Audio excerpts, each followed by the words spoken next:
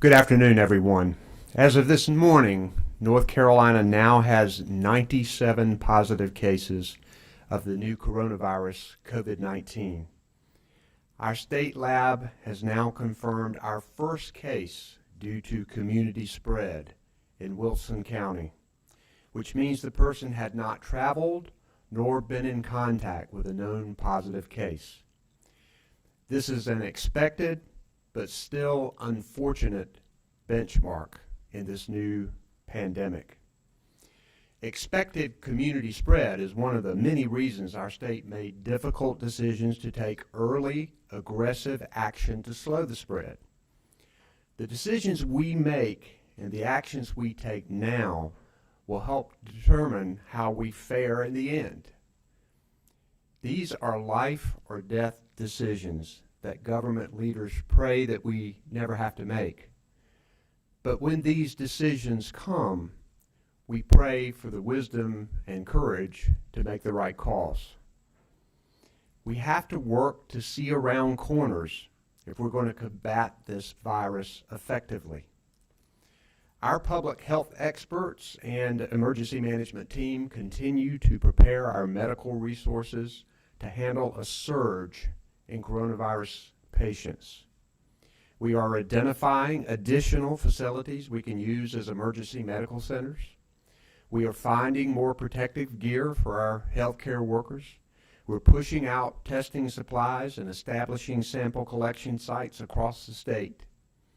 I can't stress enough how much our state and the rest of the country will need the federal government to step up with testing supplies, equipment, and ventilators. We are managing our resources, and we are ahead of other states, but we can expect many more patients. I'd like to thank the hospitals that have stopped many elective surgeries to conserve resources, both equipment and human resources. They are taking this seriously, and I urge everyone in North Carolina to do the same. We urge these and other hospitals to do more of this, and we are examining whether we need to make this a mandatory directive. As we are seeing the fallout from this crisis, we know that we must help meet some basic needs. We've asked for waivers from the federal government to give us flexibility to serve food to children whose daycares have closed and who may not have access to nutritious meals. We're asking for disaster food assistance that expands eligibility for families who need help buying groceries. After my request over the weekend, North Carolina has received a disaster declaration from the Small Business Administration. That will open up support for small businesses that are already feeling the pain of losses due to this pandemic. After my executive order to make unemployment benefits more widely available, we have seen a dramatic spike in applications for assistance as restaurants, shops, and other businesses make those hard layoff decisions to try and stay afloat. We're working with our congressional delegation in Washington to help North Carolina. We've heard many positive announcements from companies that are waiving late fees and penalties for people who have a hard time making ends meet.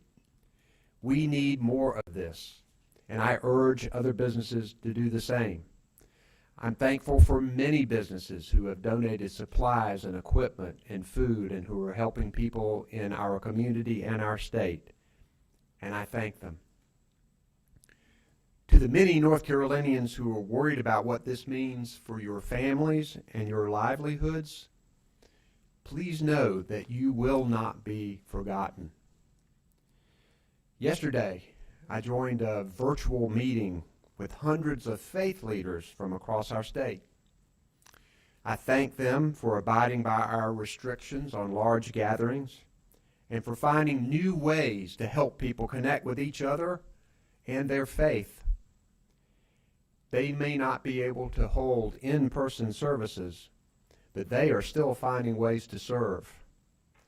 I'm deeply grateful for their work as they bring others together and bring communities together.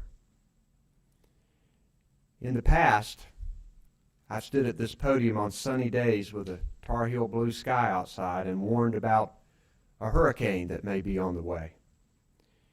It's hard to grasp that a hurricane is coming before the worst hits. We know that this situation will get worse before it gets better. And I know that people are shell-shocked.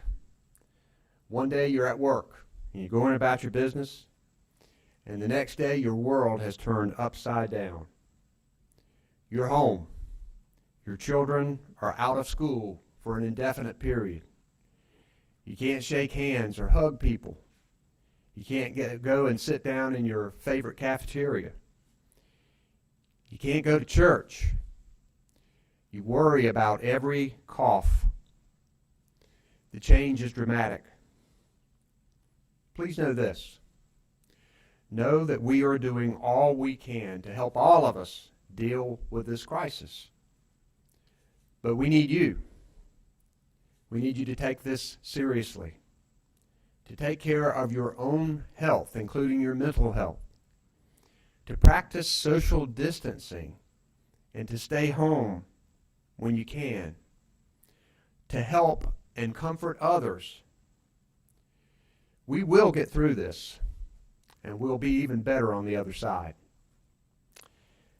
I have with me on stage today our Secretary of the Department of Health and Human Services, Dr. Mandy Cohen, our Director of Emergency Management, Mike Sprayberry, our Assistant Secretary for Employment Security, Lockhart Taylor, who can help with questions about unemployment benefits, and I know that our Secretary of Commerce, Tony Copeland, is also in the building today.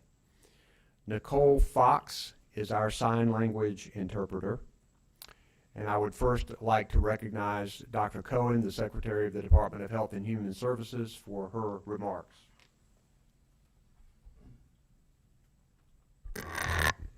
Thank you, Governor. I'm going to talk in more detail about what it means to have our first documented and confirmed case of community spread and how it changes what we will all do.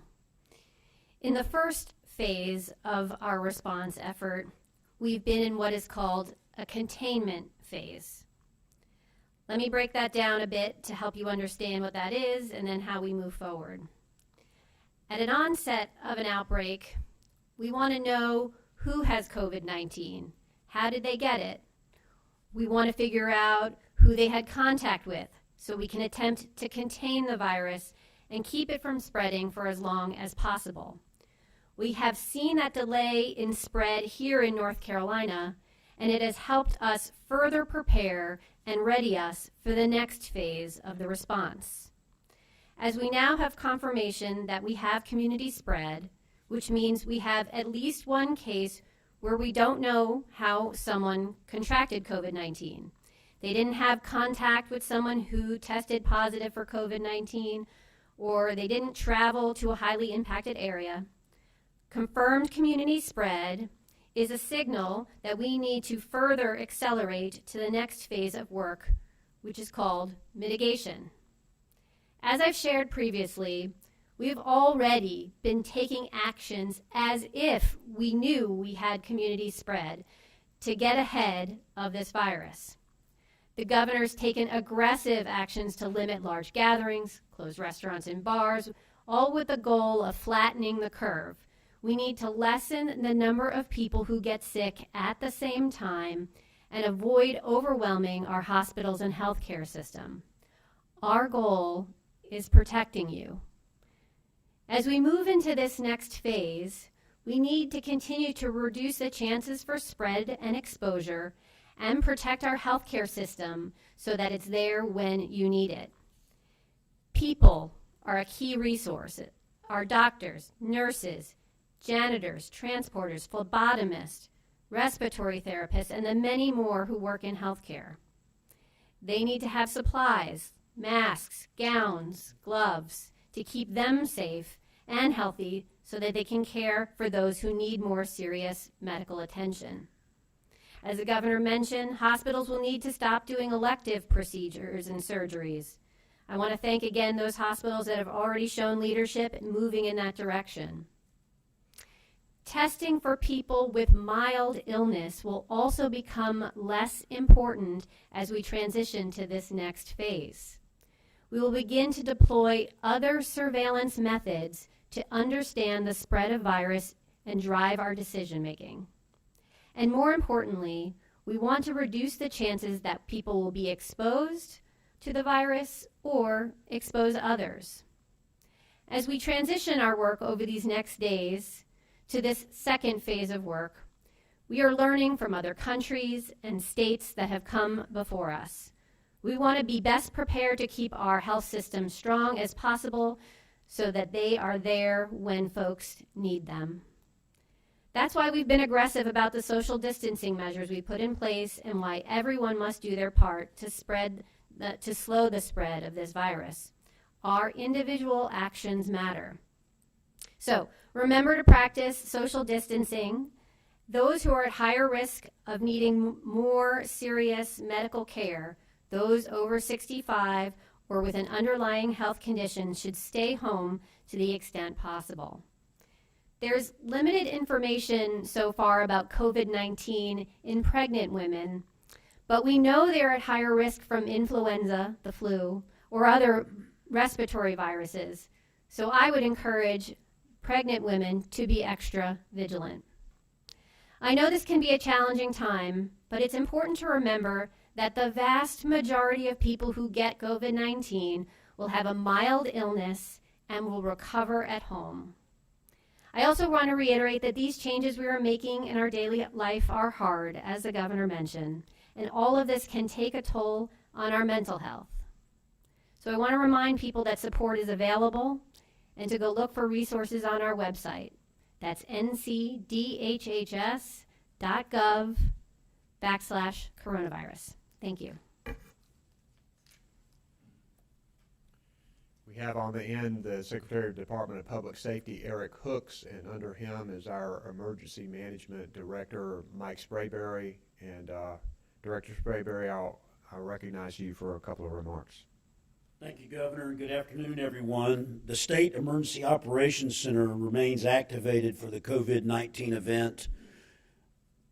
It's now been for 10 days. It's at a level 3, which means we have emergency management personnel as well as partners from Public Health, OEMS, the Office of Emergency Medical Services, the Department of Public Instruction, and others.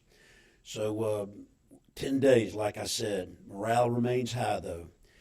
We also stood up our 211 line yesterday, and we've gotten a lot of calls there, and I just recommend everybody to continue to call 211 if you have any questions at all. It doesn't have to be just for coronavirus. It can also be for questions about where to get food and things like that. We encourage people to call 211 rather than 911 because we don't want to overload our 911 systems, which is for emergencies.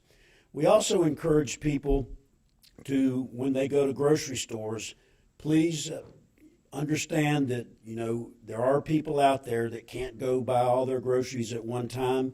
Let's make sure that you buy commodities in a very methodical, intentional way so that we don't empty out of the grocery stores. Currently, their food supply lines are working well. We want to keep them just like that. Here at the State EOC, we're ordering supplies and equipment as needed, and that's keeping us very busy. And because, as you know, there are things like personal protective equipment and things like that. So we want to make sure that we have all of our healthcare responders and our emergency responders ready to go. Finally, I'd just like to thank all of our local partners for all the great work that they're doing. We couldn't do it without you. I want to encourage you to follow the guidance of CDC and the North Carolina Department of Health and Human Services, and we'll get through this together. One team, one mission. Thank you, sir. Thank you, Mike. We'll now take questions and ask you to go to the mics on the corner there. Governor, there will be a teleconference with the president later on this afternoon. What do you hope to get out of that? What specifically will you be asking the president? We need to make sure that North Carolina and other states get critical medical supplies, equipment, testing supplies. We're also concerned about making sure that the federal government addresses the economic loss that our state and other states are facing. As you could tell from the dramatic spike in people applying for unemployment insurance after I issued my executive order giving more flexibility to the rules, that this is going to be hard on our economy, and people at home are wondering about that next rent payment. They're worried about whether they're going to be able to support their families. So we're going to need a significant infusion of help from the federal government. They've already passed some legislation that's going to be important on food nutrition, which is good, and some help for people with paid sick leave. I think we're all going through it to figure out exactly what it means to North Carolinians. But we're going to tell them that they need to use their power, and I think that they, for the last couple of days at least, we've seen some real engagement from the federal government. I know that I've been in video conferences and have spoken with both the president and the vice president to continue to update them on what's happening in North Carolina. We're going to need their help. We're going to need all of the businesses to pull together, and we will get through this. One follow-up question. Sure. This is kind of directed to both you and Dr. Cohen. Since we now have a confirmed case of community transmission, how does this change the metric in terms of any further measures we might be looking at, such as potential shelter in place, anything like that? I think the first thing we have to do is to make sure that we are prepared with our medical treatment. We know the first sign of that we have found of community spread means that we're going to have many more patients. So making sure that we are mobilizing our resources to ramp up our ability to take care of people, we've got to focus on that. But I'll let Dr. Cohen. Yeah, so what I would say, now that we have our first documented case of community spread, it certainly reminds us why we put in these aggressive measures to begin with. And what I would encourage folks is to make sure that they are following our guidance very closely. It is why we have asked for no gatherings above 50. The enforcement level is at 100. But we really want folks to be following the CDC guidance, which says no more than 50 folks gathering for the next 8 weeks. The president has called on folks to not gather with more than 10 for the next, into his 15-day plan. Again, using really good judgment if you are in a high-risk category, meaning above the age of 65 or have underlying medical conditions, to really heed our recommendations here. We don't want to have to go further, but we will look at what is needed as we move through this unprecedented time. We're looking at what other states and other countries are needing to do. But I hope that all North Carolinians can heed our words now about social distancing, and that we don't have to take further measures, but those are always things we will have to consider. Yes, sir. Governor, now that we're in the mitigation phase, I know you've closed the restaurants and bars. What about factories, other workplaces where people can't practice social distancing? We're asking employers to work with their employees to see if they can work from home and to do as much of that as possible. We're asking employers to stagger shifts so that they have fewer people actually there. We know that there are things that have to go on and that we're going to need people at work. And we ask employers and employees to work together to make sure that those who do need to be at work, and a lot of them are here in this emergency operations center, that they are protected there. We're hoping that people can all take this seriously and that we can voluntarily do what we need to do, pass the orders we've done. We have no intention at this point of any additional orders along those lines, but we do want people to step it up, because now that we have documented community spread, we know it's out there and we know it's probably in other places in our state as well. Good. I had a question for Dr. Cohen as well, please. Are you seeing the increase in drive-up test sites that you'd like to see? Do you expect more? What's the update on Say that? it again. Sorry. Drive-up test sites? So, yes, regarding testing sites around the state, as I mentioned, that we are wanting to very much understand where we are in the virus in our first phase of work. So we do have community-based sites for testing. We don't want folks who have mild illness to be headed to our emergency rooms. We really want to make sure that folks are, one, not exposing others to the virus if they may have it, really important, as well as exposing themselves to others who might have the virus. So we want to make sure that folks are calling their doctor as a first step if they have things like fever, cough. That should signal calling your doctor, and if someone doesn't have a doctor, to call your local health department or your local community health center. Thank you. Governor, a lot of concerns we're hearing from, of course, small businesses in general, especially restaurants. One thing that a lot of them have been saying to us is that they'd like to see the state delay, postpone, whatever, the tax payments that are due. Payroll taxes are due, sales taxes are due, business taxes, I guess, are coming due too. And a lot of these folks are saying, we have little, money in the pot right now, and if we have to pay that, that's pretty much going to clean it out.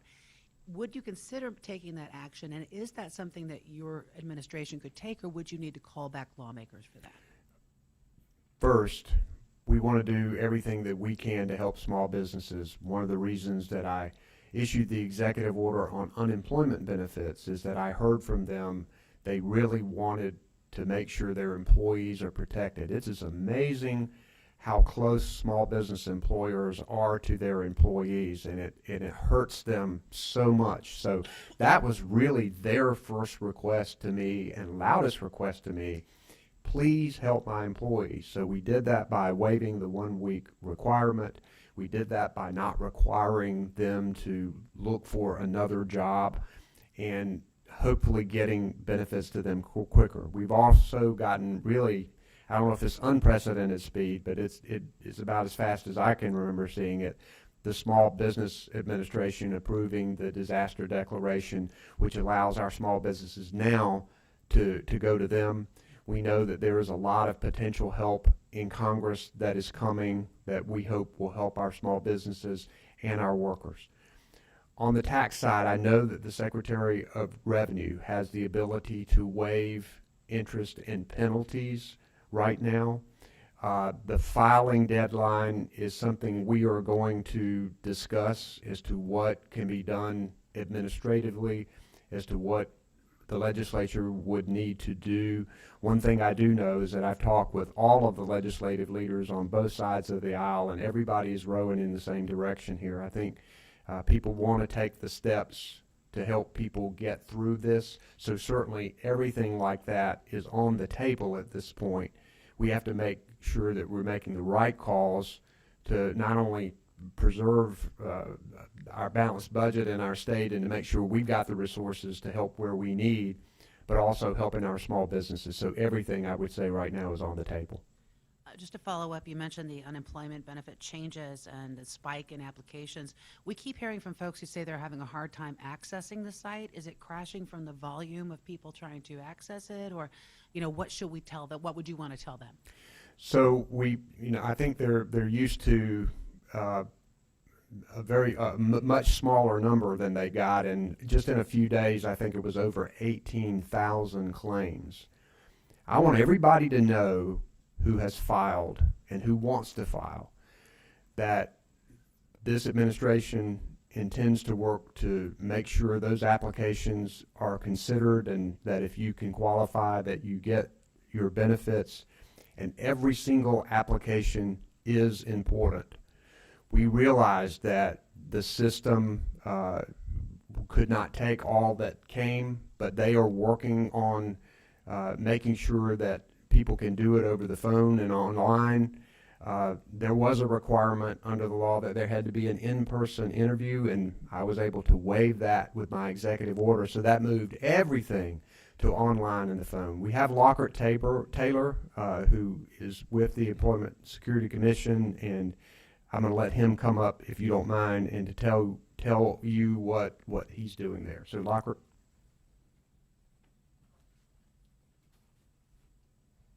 Thank you, Governor. I really appreciate the opportunity to be here today because we're trying to get the information out to individuals who are frustrated right now. They're panicked right now. They're out of work, and they've been trying to access our system last week, and for the last probably year and a half, we set up a system to handle 3,000 claims a week. And as the governor said, in the last day and a half, we've taken 18,000 claims. We have our staffing levels set for 3,000 claims a week, and so we are ramping that up. We have all hands on deck at this point. I want to thank the Office of State Personnel. We asked yesterday that we needed more positions. They expedited 50 additional positions for us that were posted this morning. That certainly should help us take care of the levels of inquiries and applications that we're taking.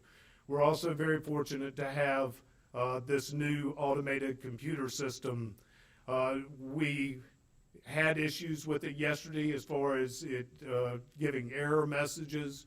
Our IT department is working not only with the Division of Information Technology, but we've increased the capacity of our servers to ensure that are able to handle the workflow that we have coming in at this time.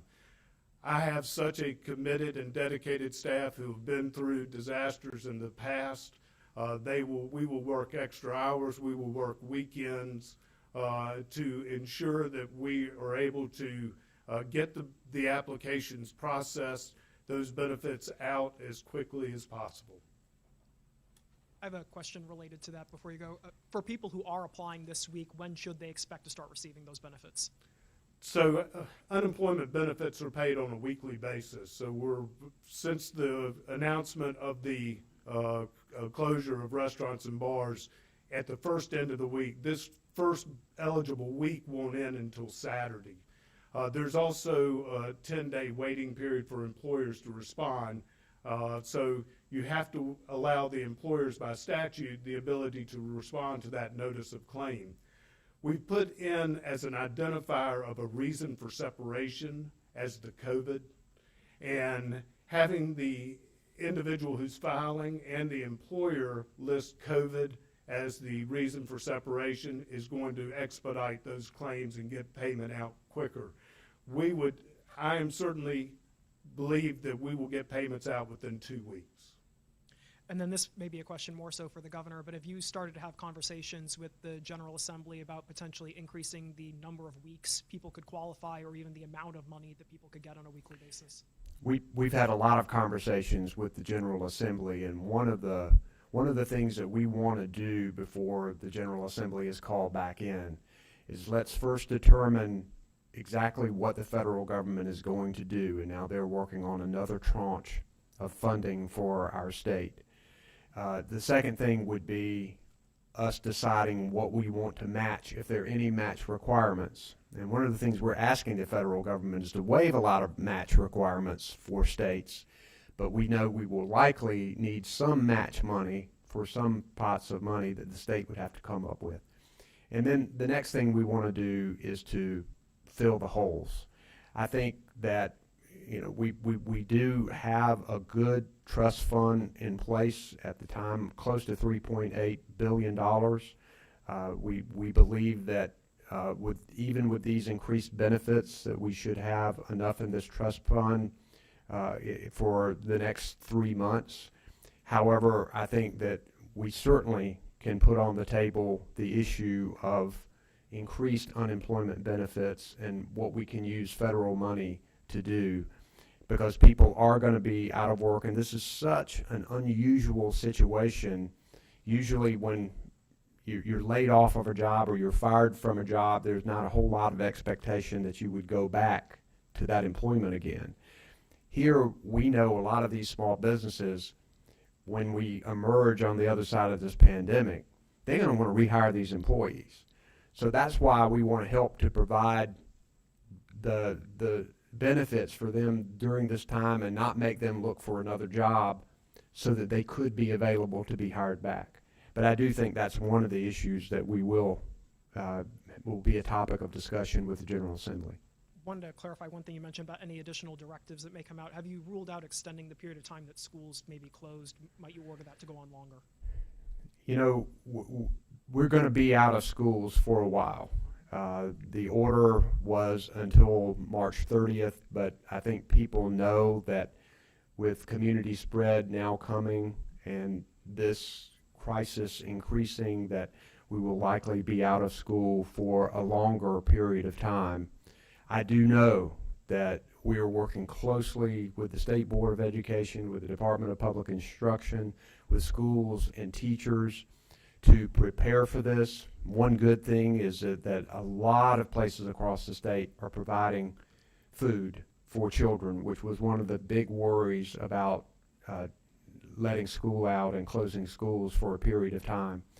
And now they're working on innovative ideas for remote learning, which we know is tougher in some of the rural areas.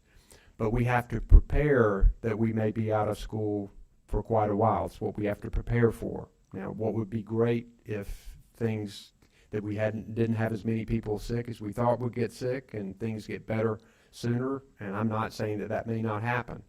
But the likelihood is that it will be longer. We just don't know how long at this point. I had one last question for Dr. Cohen. You had talked about pregnant women being at higher risk. Can you tell a bit more about what the underlying reasons are for that? And why isn't the CDC saying that explicitly? So the CDC guidance around high-risk groups continues to be those who are older and who have chronic conditions. I think folks, as we have said, we're trying to learn a lot about this virus as we go through, and so new data and studies are coming out from countries that have experienced the virus ahead of us. So I am sure they are evaluating new studies. What we can look at are how pregnant women fared with other respiratory illnesses that may be similar to this, so it's not exactly the same, which is why I would say I'm looking at flu data and other respiratory viral illnesses, and say that would cause me to say I'd like for pregnant women here in North Carolina to be extra vigilant about some of the social distancing and make sure that they're doing the proper hand washing and such. We'll let you know if the guidance from the CDC does officially change, but I would take extra precaution. Thank you. Thank you. Yes, sir. I'd like to get back into the unemployment issue. Sure. First of all, if daily information could be released as far as total number of claims, I think that would be helpful for everyone. Second, could you speak to the 50 job postings? You mean like you're looking for 50 people to come in, or is the state's temporary solutions? I know we have a temp agency basically in the state. How are you going to ramp that up? How long is that going to take to ramp up? Well, first, we want to make sure that we've got enough employees in place to handle the additional workload, and this is why this request was made. Lockhart, I'm going to let you talk specifically about what you plan to do to make sure that these claims get paid as quickly as possible and to make sure that the public is notified.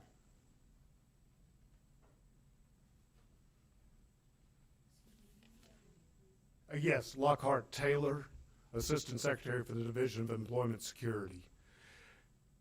We immediately recognized that we were going to have a great number of individuals entering this system. So we posted the 50 positions. We have two really front-end faces of employment security, our call center and our adjudication unit. The adjudication unit makes the initial determination on eligibility for individuals once they filed a claim, and we knew we would need additional individuals there. The call center clearly was going to need additional staff, although we're redirecting existing staff within the division to assist with the call center increase in calls. I think we are going to utilize temp solutions, but we're also going to utilize time-limited positions for up to 1 year. And so those have been posted as of this morning. And so as we expedited the postings of these positions, hopefully we're going to expedite getting those applications processed and in the building as quickly as possible. Do you have a timetable on that, though? No, sir, I do not at this time. And then if I could also ask, are these jobs, the call center, are these people that are in cubicles right next to each other in a large building, I assume? Are they able at all to work from home? We are currently working on that process to test the system of how we can get those, a certain percentage of those back home. We've been working with the Department of Information Technology again to determine the feasibility of getting them the telecommunications capabilities of answering these from home. But we're looking at our whole process as much as possible from teleworking as well. Thank you. Yes, sir. Yeah, this question is for Secretary Cohen. A lot of folks are emailing us or commenting that one of their coworkers or a friend has COVID-19 and is being kept on the hush. I understand HIPAA is obviously a big thing here. What is the health department doing to kind of alleviate the fears that some people have? And then secondly, how are you able to determine which location is at risk versus not being at risk?